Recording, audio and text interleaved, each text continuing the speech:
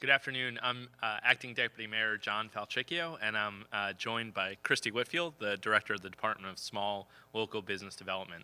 We're here today to talk to you about the PPP program, the Paycheck Protection Program, which has gotten a lot of attention and has left many questions open. So we wanted to have this forum today because the deadline for the PPP program has been extended until August 8th. So we're going to talk about the program, how to apply from the program, and hear from both the Small Business Administration as well as a CDFI, which is currently helping businesses and organizations navigate the process. So without further ado, I'll turn it over to my partner, Christy Whitfield, the Director of the Department of Small and Local Business Development. Thank you, Deputy Mayor Falchicchio. It's a pleasure to be with you today. And we are excited to continue the conversation about the PPP and the reopen efforts that Demphead and DSLBD in support of Demphead and Mayor Bowser are happy to support. DSLBD continues to support the reopen efforts, and last week we were excited to pilot a small business expo. We had almost 200 businesses log in virtually as we are working to endeavor to continue this new environment, to learn about new opportunities and to learn new ways of distance learning. But the most important thing we are continuing to hear from small businesses is, how can we make sure that we can continue and move forward? How can we access resources that are available? And of course, the most relevant resource that is out there right now are the federal resources, and the PPP is one of those resources. And so we are really excited to have one of our partners from the SBA, Mr. Roderick Johnson. And so without further ado, I want to introduce Mr. Johnson. He is a 32-year-old veteran in commercial banking with the DMV, and I think we're really excited to hear the latest iteration. We know the PPP was open, then it was closed, now it is open again. We know our CDFIs are participating. We are excited that the WAKIF is now participating, and we want to make sure that both LEDC and WAKIF, we want people to know to be reaching out to our local CDFIs, but we want Mr. Johnson to tell us all the ins and outs, and then we also want to make sure that people remember to get in the queue and press 0 if you have questions as you hear the important information, because we will have time at the end for some discussion. So, Roderick, thank you for being with us today, and we are really excited to hear what you can share with us about the PPP. All right. Well, thank you, everyone. I'm glad to be here this afternoon to just bring you up to date on what's going on with both PPP and EIDL. There is a presentation, so I hope that that's loaded and ready to go. But while we're doing that, let me just say to you that there were 12,483 applications from businesses in the District of Columbia that applied for PPP money. And there was $2.1 billion approved for the businesses in Washington, D.C. So that's a fair amount of money to be putting out on the street for the PPP program. Of course, we had a lot of our lenders in the city that participated in the program, and we do have Ms. Wells from City First Bank, where they did process a lot of the PPP loans. So thank you very much, Ms. Wells and your bank, City First, for doing that. And what I'd like to do now is to be able to go over the PPP program. Well, if you recall, back on March 27th of this year, the first iteration of the PPP program was rolled out. And with that, 75% of the money was to be used for payroll, and the other 25% was to be used for operating expenses. And we're defining operating expenses as your rent and lease payments, your business telephone, internet, gas, electric, water, and the interest on your commercial mortgage. The interest rate is at is at 1%. This is what I like best about it. There's no personal guarantee and no collateral. There's no prepayment penalty. There was no prepayment penalty associated with this program. Now, on June 5th, the president signed into law the Ppp Flexibility Act, and it gave businesses, in my opinion, a little more flexibility to use the money. So now only 60% of the PPP money needs to be used toward payroll, and the other 40% can now be used for those operating expenses that I just mentioned. And now instead of having to hire back all of your employees and then use the money within an 8-week period, now with the Flexibility Act, you have up to 24 weeks or December 31st to hire your employees back and to use your money and to use up all the money. Also, the term has been extended from 2 years to 5 years. So that's also a great enhancement to the PPP program. So I think that with the signing of the Flexibility Act, now business owners have more time to actually disperse the money and to hire their employees back. Now let's go to the EIDL program. The EIDL program, of course, was the first program that it was actually rolled out and funded to the tune of $50 billion.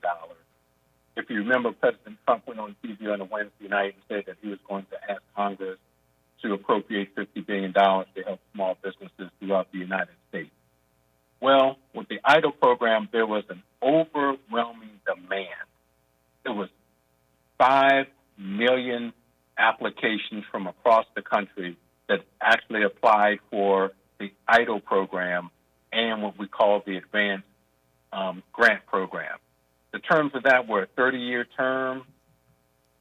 The interest rate was 2.75% for nonprofits, 3.75% for for-profit organizations.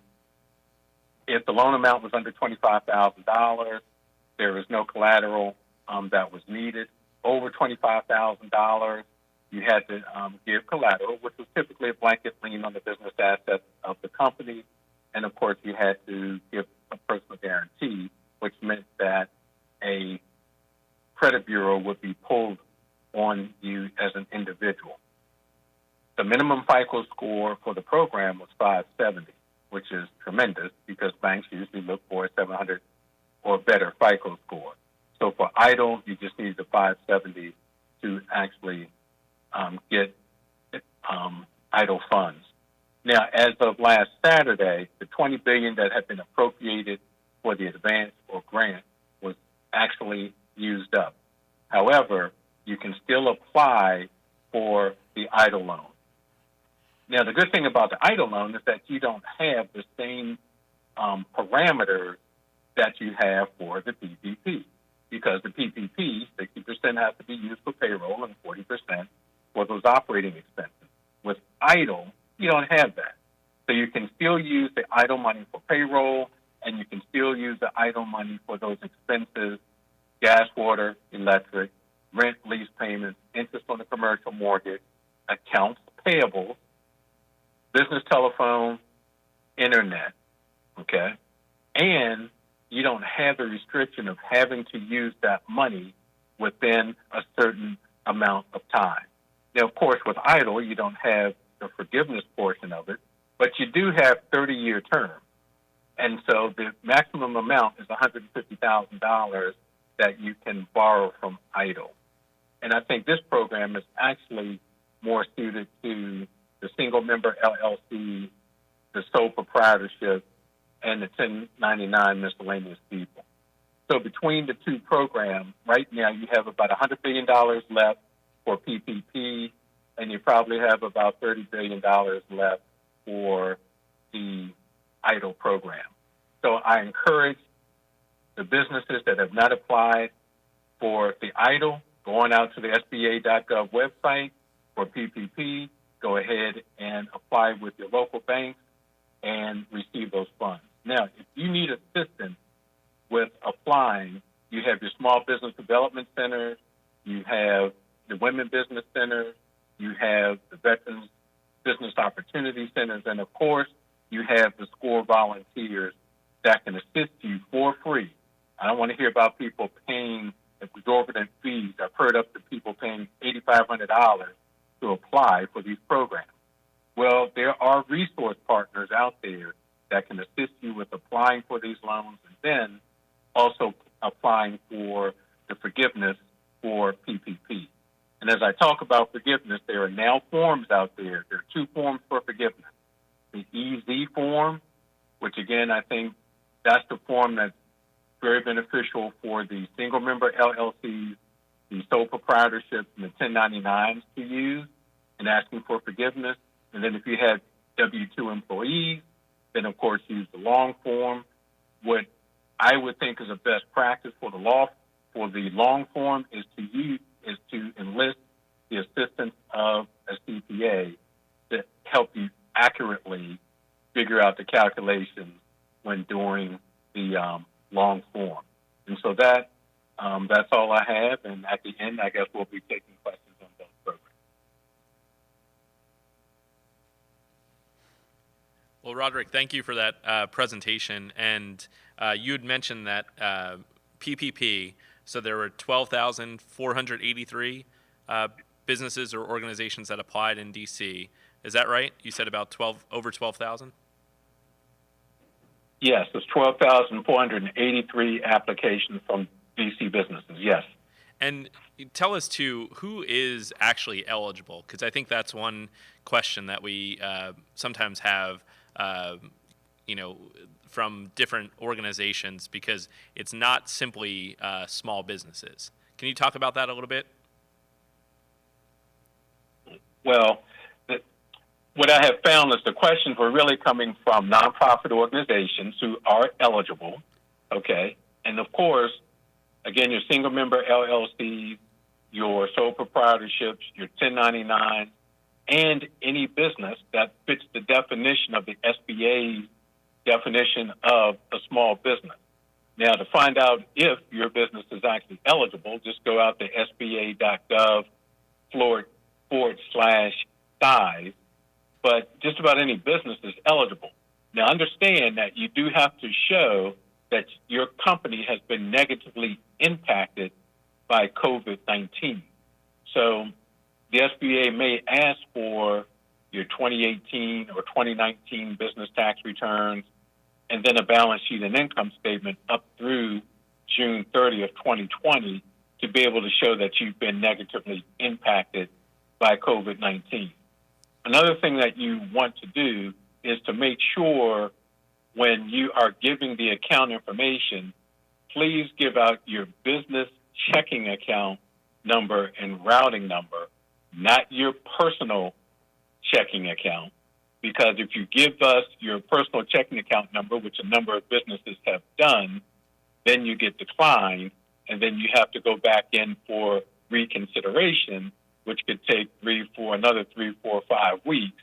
So make sure that you provide the SBA with your business checking account number and routing number. But generally, all businesses can apply. Oh, an exception to that, of course, are casinos and multi-level marketing programs.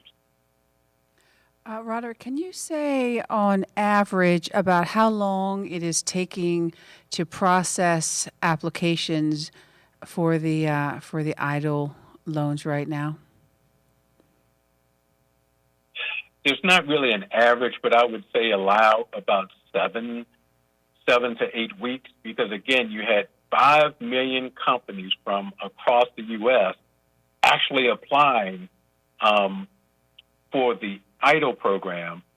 And then when you think about all the businesses across the country that have applied for PPP, let's face it, the banks, and Sonia can speak to this, that for the PPP, that the banks were just really overwhelmed with PPP applications. Let me give you some statistics just on PPP for a minute. So you had 4.8 million companies from across the country actually applying for PPP. You had 5,461 lenders that actually participated in the program for PPP. Okay. Now, let me tell you give you some numbers of who the top lenders who processed PPP loans were. So, of course, you had Bank of America that actually processed 335,000 applications for $25 billion. Then you had J.P. Morgan Chase that actually processed 269,000 applications for $29 billion. And then you had Wells Fargo that actually processed 186,000 applications for $10.5 billion. So when you think about the number of applications, and when I'm looking at the smallest bank on here actually processed 21,000 applications for $4.8 billion. So there was just a lot of demand for PPP. And then for the EIDL, there was a lot of demand because that was actually over 5 million applications for that program. So when you think about the demand and the limited human resources to process those loans, that's why it takes a while for those loan requests to be processed. And I know Christy's going to pull in some of our other participants, but Roderick, I hope you'll stay with us because I think there'll be some questions for you as we go through today's discussion. And I just want to remind those who are listening, if you have a question, you could do so by pressing 0 now, and that will put you in the queue to ask a question of any of the panelists. But I'll turn it to Christy to pull in some other of our panelists into the conversation. Well, I think next up we actually have Sonia Sanders-Wells from City First Bank. Thank you for being with us today, Sonia. And I think Thank you for having me. And one of our great local banks, one of our great local lenders, and I apologize for not recognizing you as one of our great helpers in helping get some of these resources out. And so I think you're going to talk about your, City First, perspective of helping to disperse some of these PPP loans and the experience that City First has had with this resource, right? Yes. So obviously, as Rod pointed out, this PPP process has been grueling, not only for small businesses and not-for-profits across the country, but the bankers have definitely experienced a lot of agita behind it. But we knew that what we were doing was really, really important work, and getting funds out to small businesses and not-for-profits that really were in desperate need during some very, very difficult and trying times. So we spent a lot of time helping people through the PPP process, helping them understand the type of paperwork that was needed, what they needed to provide, because it wasn't clear. A lot of, and some folks thought, all I have to do is fill out this application and it's just going to be simple. And while that was some of the case, oftentimes there was a lot of misinformation around who could apply, who couldn't apply. The rules were changing on a continual basis, and we really were doing our best to try and stay on top of all of that and make sure that we could provide the information that the small businesses, not-for-profits, churches, that everybody was looking for, and to try and understand how to navigate the process, how to, what paperwork did they need, am I eligible, if I'm eligible, what type of paperwork do I need to provide in order to get the funding. There was, a little misunderstanding around what the application shows in terms of filling it out in comparison to, what we had to do to calculate to get to the number. There were, requirements that we were obligated to follow that weren't quite as obvious. So I'm sure Rod got lots of questions. I know I called him several times saying, okay, so it says this, we're doing this, other folks are not doing this. So, there was probably a lot of misinformation out there as well. And so small businesses, I'm sure, in addition to being traumatized with what was going on and trying to stay afloat and trying to keep their employees employed, really trying to understand the PPP process. So we took a lot of time to really help them understand that, to counsel and say, if you have, if you're this type of an entity, this is what you need to do. Sometimes we would get on the phone with the underwriter, with myself, with the small business owner, to try and walk them through the process and understand what we were looking at and help them understand what was needed to kind of get through the process. Well, So, go ahead. No, go ahead. I'm sorry. Continue. No. I mean, So how many, can you tell us a little bit about how many PPPs did City First have you processed to date? I would say, I mean, we're certainly not up in those hundreds of thousands the way the big boys are. We're small, but I would say we've probably dispersed about $32 million in funds out to small businesses in the District of Columbia, and they've been anywhere from 1,000 up to 10 million that we've dispersed. So, and we're still fielding and still getting applications coming through, not nearly as much as we were in the very beginning. I know that my team and the credit team, we were working 24/7, in April and into May. So, because we just weren't sure, obviously that first round, ran out of money.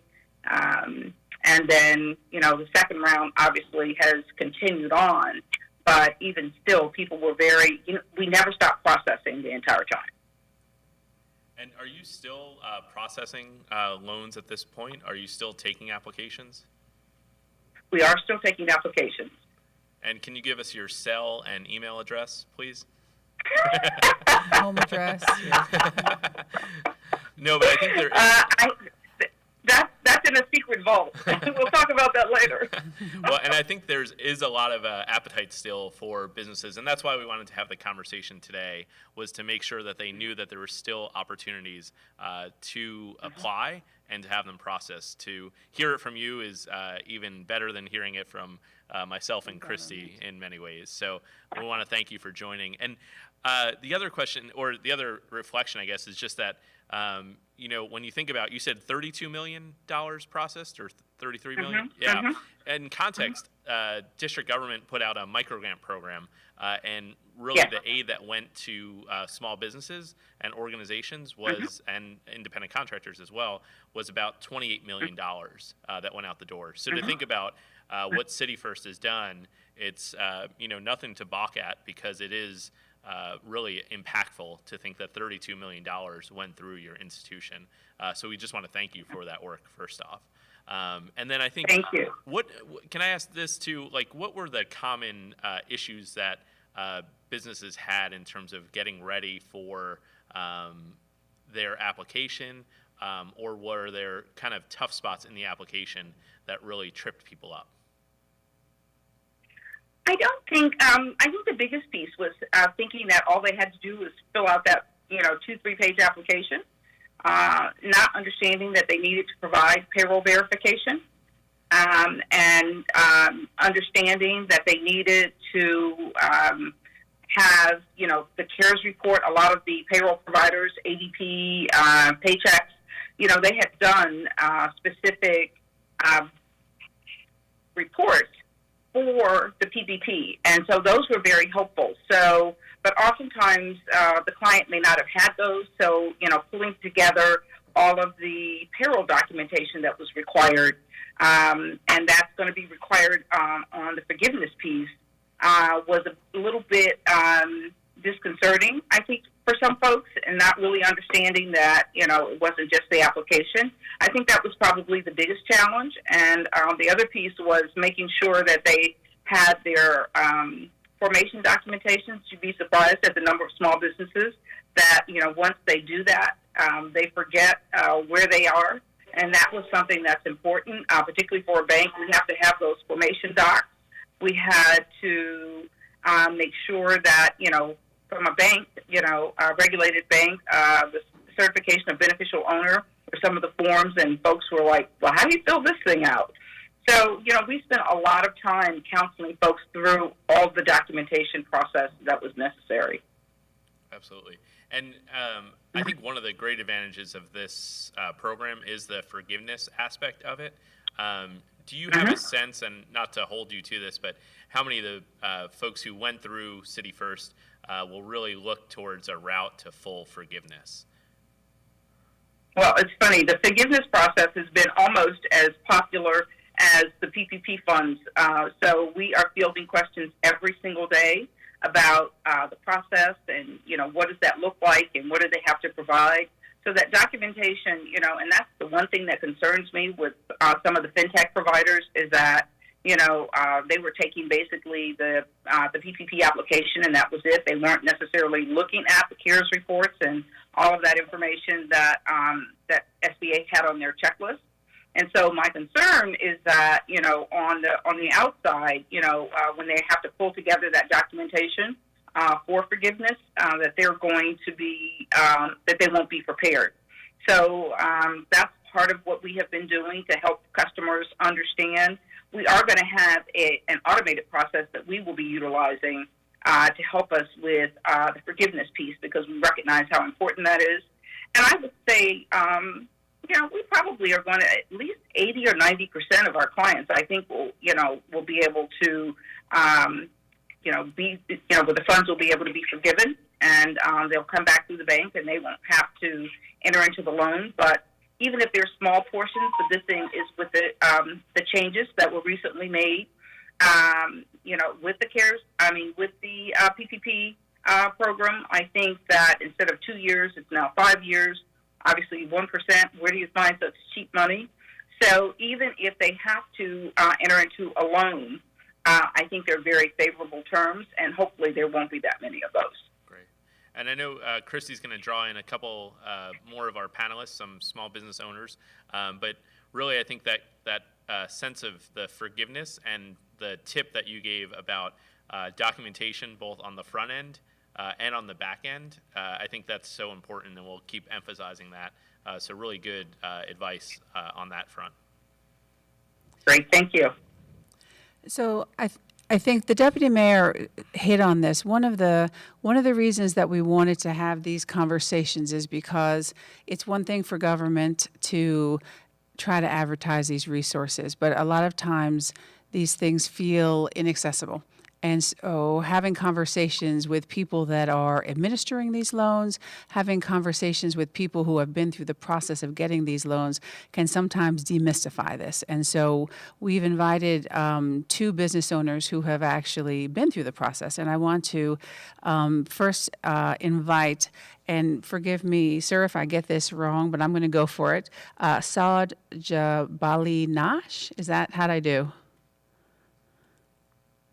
You did well. It's Saud, actually. But Saud. yeah, All right, Saud. All right, sir. Saud Jabali Nash, and you're the principal, and you're the recipient of a PPE from City First Bank. So you are a design-build contractor, and I think you're out on Good Hope Road, right? You got a PPP loan. So would you tell us a little bit about your company, and then how was your process of getting the PPP? Why did you decide to go for it? And then, and how did the process work for you? Yeah.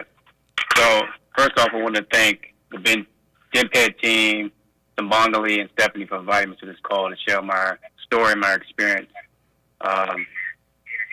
So I'm the president of HEP Construction and one of the principals of HEP Development.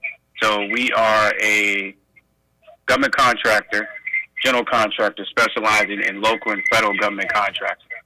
So the company was started in 1997 by my father, Stephen Nash, and we started out as a local residential remodeler. And then when we changed ownership in 2010, I pivoted and became more focused on local and federal government contracting, specifically as a subcontractor to local, larger general contractors.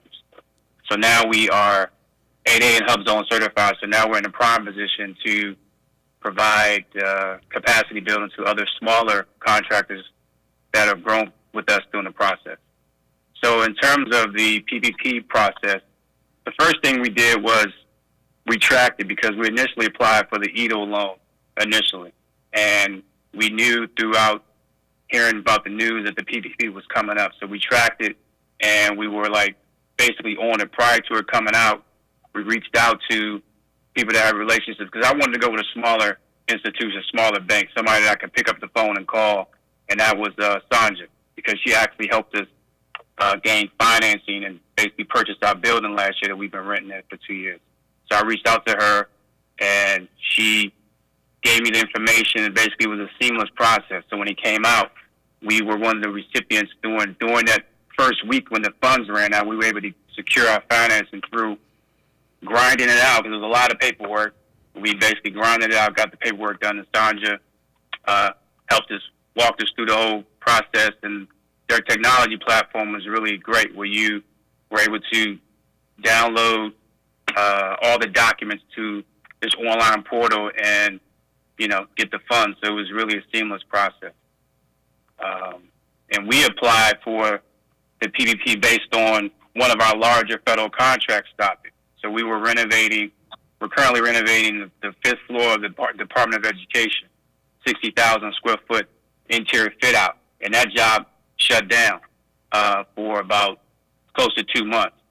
So we applied for that prior to that happening, but by us getting the PPP, it filled that gap, that funding gap. So we weren't able to build for close to 2 months. So that was a huge thing for us to keep cash flow coming in to meet our financial obligations. So that was our main focus for applying for all the money that we could to provide a stopgap for any funding issues due to COVID-19 stopping the process of jobs. So let me ask you this: you applied for both, or did you get both, or you got the? I'm sorry, Yeah, we got both. So we applied for the EIDL first. EIDL took about 2 months to get a response back, and once I signed a loan document, it took about 7 to 10 days to get funded. So that whole process was about 2.5 months for the EIDL. It might have been 3 months, but yeah, we applied for both. So we applied for EIDL first, then we tracked PPP, applied for PPP, and got that money as well.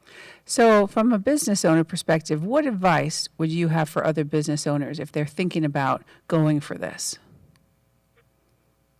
What I would say is be ready. Be prepared for the documentation you're going to have to provide, your 940s, your tax returns, your internal financials, and you have to have either yourself or some type of, support around you in order to grind through and get all the paperwork done. I mean, it's a lot in terms of, getting it done, but the focus was to get it in to, take advantage of this opportunity. But I would say be ready. Have all your financial documents in order. A lot of small businesses like myself, 7 to 8 years ago, our financials were all over the place. So, through growing our capacity, we were able to hire competent CPAs that knew what they were doing. So a lot of people don't have access to that or can't afford it. So the main thing to me is just be prepared, because if you don't have the documentation to provide a financial institution, you're not going to get the funds. And that was the biggest takeaway for me, because we were prepared. And let me just underscore something that Roderick had said. The SBDCs have a lot of resources out there. DSLBD is also here to help. Our PTAC team has been on the ready, really pitching in to help people prepare applications. So if you're out there and you're considering applying for some of these resources, and to Sonia and to Saud's point, it can be a little bit daunting as you're preparing your application and you're putting these things together. Don't let that stop you. Just know that there are resources. Please don't pay other people to, to put these things together. Call the SBDC, call DSLBD 727-3900, hit option 7. Know that there is support out there to help you put these things together, because we want to make sure that people are able to access these resources and put them together, and that help is free. There's help out there, and that help is free. I think we have another business owner, but I'm not sure if we're ready to bring him in. Seth, okay. All right. So we have Seth from Red Toke Kebab. Seth, can you see us? Yes, I can hear you. Okay, you can hear. Okay, hear. great. Hi, Seth. I'm glad we were able to connect you in with us. So Seth is a recipient of a PPP from the Latino Economic Development Corporation, who has been with us on previous Dirt Calls. Seth, tell us a little bit about your restaurant. I know you do dining and takeout here in D.C. And tell us about your business and your process of getting the PPP. Hi, everyone. We started this business 10 years ago, shortly after the economic, the financial crisis. And it has been quite the journey. But definitely nothing as challenging as what just happened in the past 4 or 5 months. We looked into everything that was available to us. We worked very closely with Shaw Main Street, with Alex Padro, who was extremely helpful to us. Unfortunately, he was not able to help us, but he directed us to Latino Economic Development Center. They were extremely helpful. They pulled miracles for a small business like us. We did not have our, as Saud was saying, that you have to have all your documents ready. You have to have all your ducks in a row in order to be able to access some of the funds. But the the Latino Economic Development Center was extremely helpful to us. They worked with us pretty much even at 10 o'clock in the evening, trying to get us to provide what we need. They helped us fill out some of the applications, and we finally got some. It's not enough for a small business like us, but it was enough to get us through the first couple of weeks. We adjusted our hours, unfortunately, but we managed to keep and actually hire 2 more people to deal with the, it's a small operation, but we needed additional hands in order to be able to meet the need.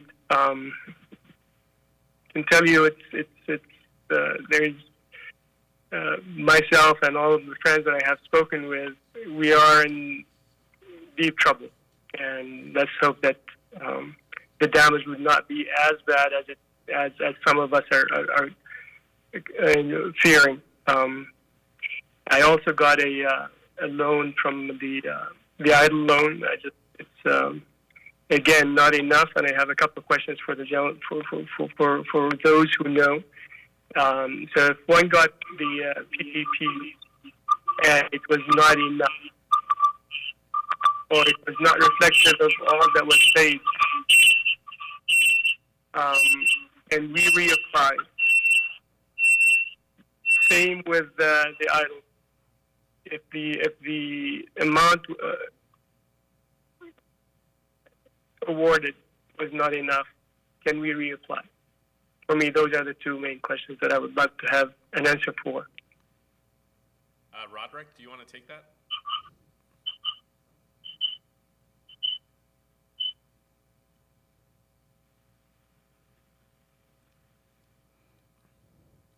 There it goes.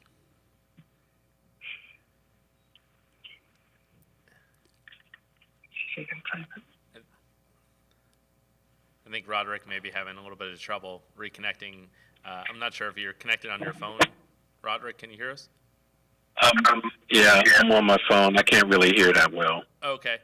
So the question was if an applicant and actually a recipient of the programs that we're discussing today, if they applied early on and they feel like their loan amount wasn't enough, are they able to reapply? Is there any reapplication for someone who is successful at navigating these 2 programs? Under EIDL, you can do a reconsideration, but you're going to have to provide the tax returns and the appropriate interim financial statements. For PPP, I think that's going to be a little more difficult to do because the lender has already calculated what your loan amount should be, and so it's going to be more of a challenge to go back to them and ask for more money. The other thing is you can only have 1 PPP loan, so what you get, you're going to have to manage well. Okay, that's helpful. I want to also pull in. We have some callers who had questions. At least we'll go to Carl. Carl in Ward 1, can you hear us? Yeah, Carl? thank you. This is sort of a follow-up to the last question, which is that on the PPP application, you're able to roll up your EIDL, not the advance, not the forgivable advance, but the bulk of the EIDL into your PPP. This is very advantageous for anybody who got in early and got their EIDL first and then could roll that up into a fully forgivable PPP. Most of us, like some of the other callers who've also spoken on this call, including my own company, got the EIDL after. And the truth is, we need our PPP to be larger because it doesn't really cover payroll. The way it was calculated wasn't very advantageous to our actual needs. And we wish we could, but when we applied for the PPP, we didn't have our EIDL yet. So I'd like to know the SBA's position on, it seems there's a huge disadvantage for those of us who got the EIDL after and cannot roll that up into a fully forgivable PPP if we could use it all for payroll. And is there a mechanism coming down the road that might address that? Because again, if you got the EIDL first, on the PPP application, you could roll it up into a fully forgivable thing, whereas those of us who got it after, just because we were, are at a huge disadvantage because, yeah, we got both, but only the PPP is forgivable, and truthfully, we could use the entirety of both amounts for payroll if we could. All right, I'm going to answer the question this way. Both programs were put together for you to sustain your business. So let's take EIDL first. So EIDL is giving you 30-year terms to actually repay that money. If you're used to having a commercial lending relationship with a bank, you normally don't get 30 years to repay commercial money. Now, Congress is taking a look at the question that you've asked in terms of being able to get more PPP money and then potentially being able to use that to pay off your EIDL. Now, here is the little nuance about that. So if you were able to get enough PPP money to pay off EIDL, you were supposed to use that PPP money to pay off the operating expenses of the EIDL.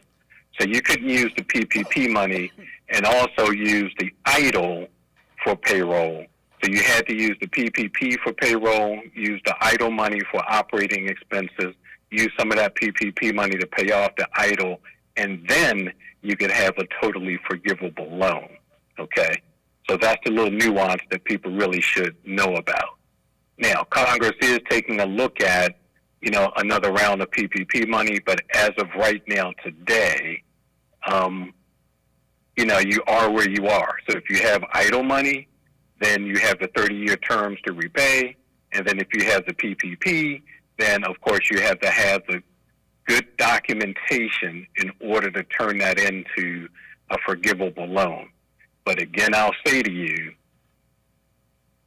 and I've been in this business for a long time, over 30 years, you don't get 30-year terms to repay commercial money at 3.75%, okay, if you're a for-profit organization, or 2.75% as a nonprofit. And the way that I would look at this is if I had PPP money and EIDL money to sustain my business, then that's the way that I would actually look at this and not worry about whether or not the EIDL money can become an actual grant. Because really the name of the game is to be able to sustain your business during COVID-19. So whether it's in the form of a grant or a forgivable loan or a loan that has 30-year terms, that would seem to be more important to me than whether or not I can use PPP money to pay off the EIDL and have a totally forgivable loan. Well, Roderick, thank you, and we'll continue to monitor Congress because we know that they're in session now. One of the other issues that we have before Congress is in the CARES Act. The district was granted $495 million as a territory, but for every other phase of response, we're treated as a state. And so one of the issues that Mayor Bowser keeps bringing attention to is that the district should be made whole for $755 million that it was shortchanged in the CARES Act. So as we watch Congress to see what support they'll make for small business, we're also keenly aware that we need to see some changes that district shouldn't be treated as a territory, but as a state, like it is in every other aspect of the response. And I mention that because it also is germane to this conversation, because the council passed legislation that would allow for another grant program up to $100 million. And we know that that grant program can only be funded if it's funded by federal dollars that we expect, or that we hope, will come through the CARES Act funding that we were shortchanged. So a bit of a pitch for those listening to make sure that you speak to anyone that you know that works in the halls of Congress, whether it's on the House side or the Senate side, or regardless of party, that the district should be made whole for what it was shortchanged in the CARES Act. So with that public service announcement aside, I want to go to Denise. Denise in Ward 5 has a question for Roderick about SBA loans and personal guarantees. Denise, can you hear us? I can. Great. Can you hear me? Yes, we can. Yeah, I had a question. I was told that the EIDL loan, which I did get, did not require a personal guarantee because it was less than $200,000. Is that not the case? I've looked online and there's conflicting information. All right, Denise, Roderick's going to help us with that one. Typically, from my understanding, it's been, if it was over $25,000, then it needed a personal guarantee as well as collateral. All right, great. And for questions about the different programs and the requirements and the guarantees, what's the best website for people to go to, Roderick? Well, you can go to the Treasury Department website, or you can go to SBA.gov, which actually has two sections. One is what I call the frequently asked questions for both PPP and EIDL. And then there's the interim financial ruling document that actually governs both loan programs. Great. SBA.gov or the Treasury Department website. Great. And there's another question that we got from social media. Roderick, I'm actually going to take this one, believe it or not. And it's about phase 3 in reopening and when we can see that starting. So tomorrow the mayor is going to actually give an update in this very room about where we are in terms of our public health response effort. And in that, we're going to be reiterating a lot of the social distancing, the personal hygiene, and the infection control measures that really are going to be important for us to flatten the curve. What we see, unfortunately, in the district is that our numbers are starting to creep up again, and that's of great concern to us. And so we're working with, of course, the guidance of the Department of Health, recommendations from the CDC to ensure that our numbers start going back in the right direction. So at this point, we're still in phase 2, and in terms of getting to phase 3, our indicators, which are all listed on coronavirus.dc.gov on the data section, are not heading in the right direction at this point. But we're going to talk about tomorrow is a little bit more about what we need to see in terms of what our residents and what our businesses can do their part in order to make sure that we do flatten the curve. And so, Christy, I think we have another question that came up this time. It's another social media question, so I'm going to do my best to read it here. I think I can see it for Sonia. Yeah, Deputy Mayor, I've put on my advertisement for the 51st state, but it says for Sonia, what would you recommend for someone getting ready before they come to you. Oh, getting ready before you come, Yes. before they So come to you. Before we all rush to your website or to call the bank, what should we know? And actually, let's start with from the banker's perspective, and then let's start from the small business perspective. Okay. So from a banker's perspective, I mean, we do have an SBA PPP checklist, and and I believe that is on our website. If not, I will make sure Gloria has it on the website, and that way you'll know what to come to us. But the most important thing is obviously the PPP application. If you do have a payroll provider, I would definitely reach out to them, and they should have slowed down now with and ask for a CARES report. That CARES report makes things so much simpler for both the bank and for you in terms of pulling together all of that information. Otherwise, you've got to have your 940s and all of your payroll, your quarterly payroll reports that you send to that you file on a quarterly basis. So that CARES report should capture everything. So I would ask for that specifically. And that makes it easier for everybody concerned. But to Saud's point earlier, it's really important to be organized with your documentation. You never know what's going to be asked, and I can assure you that if it's not asked for at the very beginning, most likely it'll be asked for in the forgiveness, so why not get it together now? And then that way you're prepared. Really good advice, and I will make sure that I follow up with Gloria to make sure that we have that checklist too, and we'll put it out on our social too, just so folks have an example of what to look for before going to a lender. So I'm glad we always operate on checklists. Mayor Bowser is a big fan of checklists, so that is a good way for us to approach it. Seth, do you want to talk about what you got together before going to your lender as well? Yes, I was probably the poster child for not organized at all. And thanks to the Latino Economic Development Center, we actually were able to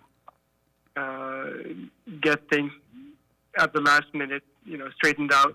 My accounting firm was not doing its part, and that was reflected in the amount that I got for the PPP.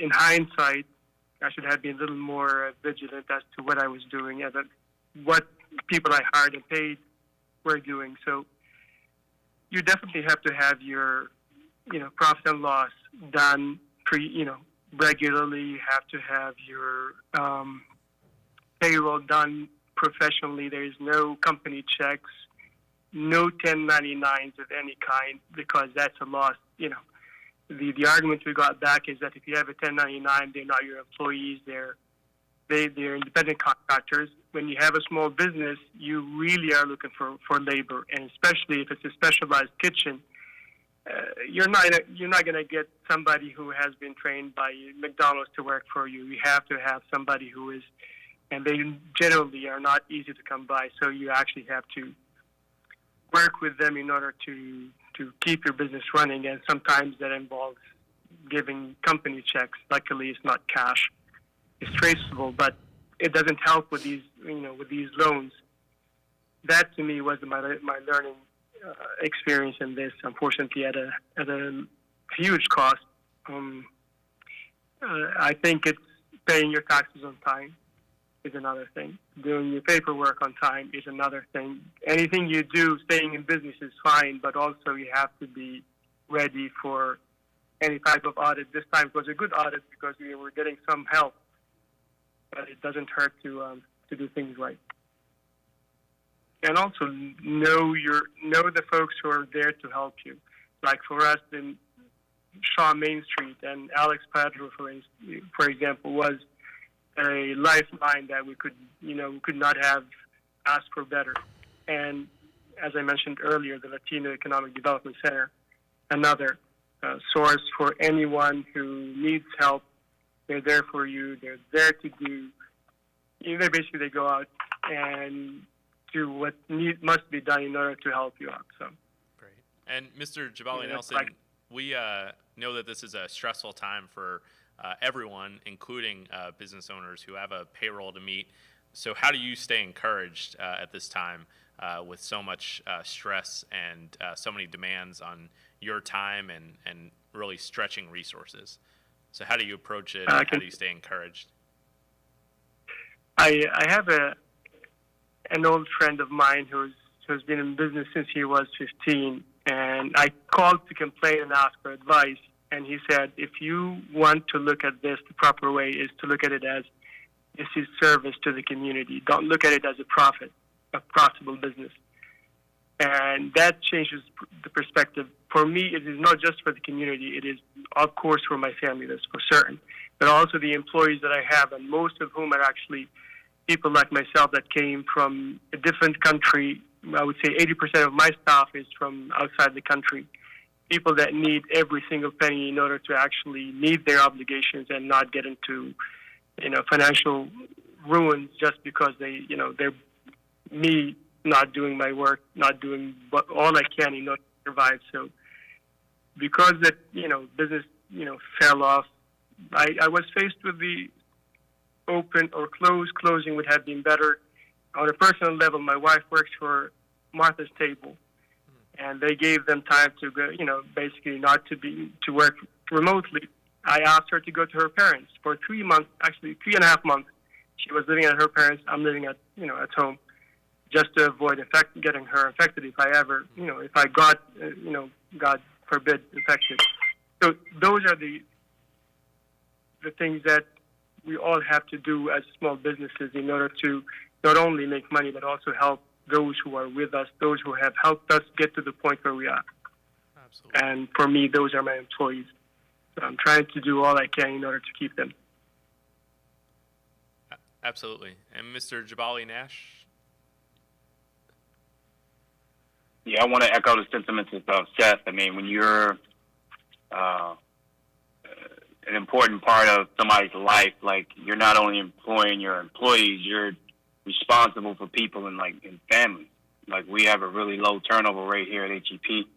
We consider ourselves family members, and it's just an obligation to just keep pushing. I mean, I'm blessed to have a father, learning the work ethic from him, working with him in high school and college, and there was just no other alternative just to push through and grind through because you have so many people depending on you. So that was my motivation to keep pushing because, if you start to falter from the top, everybody else is going to follow. So you got to kind of try to stay strong and keep pushing to everybody stay motivated and focused on, the job at hand. Absolutely. And, a lot of times we're referred to as the District of Champions. I know Mayor Bowser has taken that and said we're also going to be the District of Comebacks. And that's not just our city's comeback, but really each individual business who stepped up and really kind of made it their mission to make it through this tough time. Each of those individual comeback stories is really impressive. And so we want to thank you for being on and sharing your stories. It's really insightful. And just to close us out, if we could just hear from Roderick to any parting advice, and then we'll go to Ms. Wells as well. Okay. Actually, I'm encouraging all the businesses out there that have not taken advantage of the federal programs, whether it's EIDL or PPP, to please go ahead and apply. As you probably have already heard, the PPP program will actually end on August 8th. And although we know that Congress is having further discussions about rolling out another PPP, as of today, right now, it ends August 8th. So please, please apply. And there are enough resource partners out there that can help you with that application process. The same with EIDL. Please apply. I really want the businesses in the District of Columbia to get the federal resources out there to sustain their businesses during COVID-19. So please apply. I implore you to please apply for both programs. And Roderick, we just have to emphasize that again. From our perspective, really these federal programs are going to be a lifeline that it's going to be hard for us to match. Even if we are allotted the extra $755 million that were shortchanged in the CARES Act, to think that $2.1 billion in PPP alone has been loaned out to district businesses, of which many of which, or most of which, hopefully will be forgiven. It makes our grant programs pale in comparison, because even if we are given the $755 million, we'll be able to probably up our business support by another $100 million, bringing our total to about $128 million.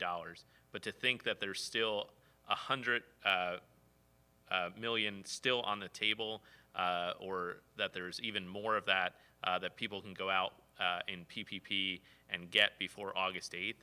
We really got to stress that people have to do what the business owners talked about today, which is leave every stone and overturn every stone to see if there's an opportunity for you in your business. So, Ms. Wells, will you close us out with kind of your observation as well? Yes, absolutely. Well, first off, I echo what everyone is saying, is that if you need the dollars, please apply.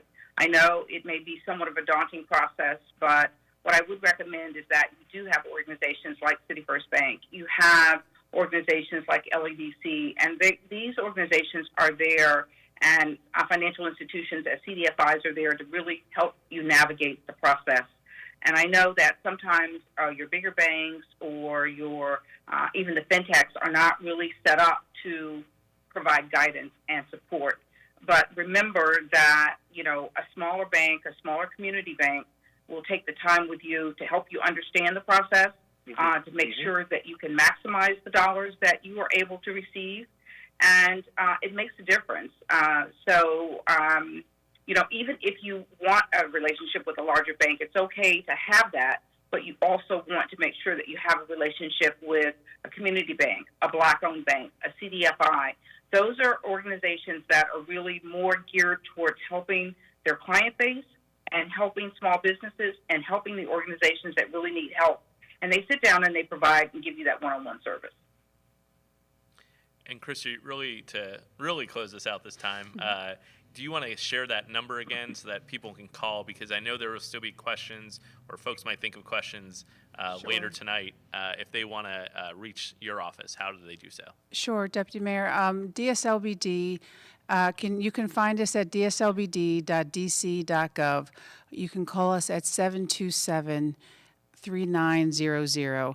We have a Build Back Better series. We have a lot of resources. We're here to help you in whatever way we can. We don't have all the answers, but we want to help you find whatever answers fit you and your business, and we will try and connect you with the best answers that we can.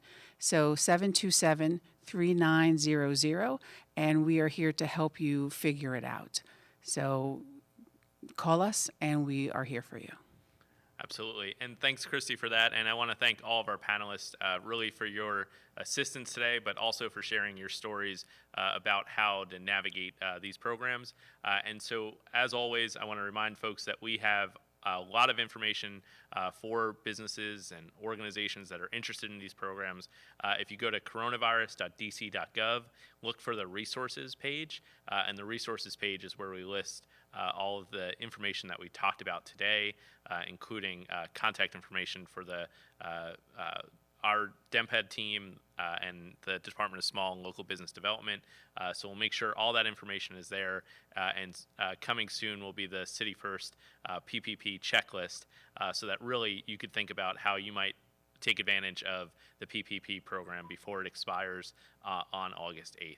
So thank you, everybody, for joining us today. And again, coronavirus.dc.gov for all the latest information. Have a great day and continue to be safe.